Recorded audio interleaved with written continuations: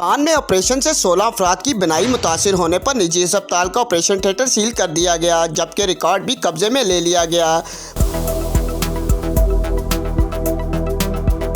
Punjab health care commission के chief executive doctor Saqib अजीज ने मुल्तान में निजी अस्पताल के मुख्तलिफ शोबाजात का मुआयना किया। इस दौरान मीडिया से गुफ्तगू में इनका कहना था कि मामले की 2 अलग अलग तहकीकात हो रही हैं। वज़ीर आला की कमेटी ने इंक्वायरी मुकम्मल कर ली है, जबकि पंजाब हेल्थ केयर कमीशन की इंक्वायरी अलग से जारी है। डॉक्टर साकिब ने यह भी कहा कि ऑपरेशन में डॉक्टरों को कोताही सामने आई है। 12 अफराद की एक आंख की मुकम्मल बनाई चली गई।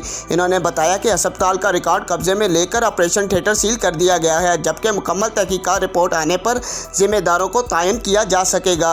कैमरामैन नासिर मुगल के साथ अतीक बशीर, न्यूज़ टाइम 1 लाहौर।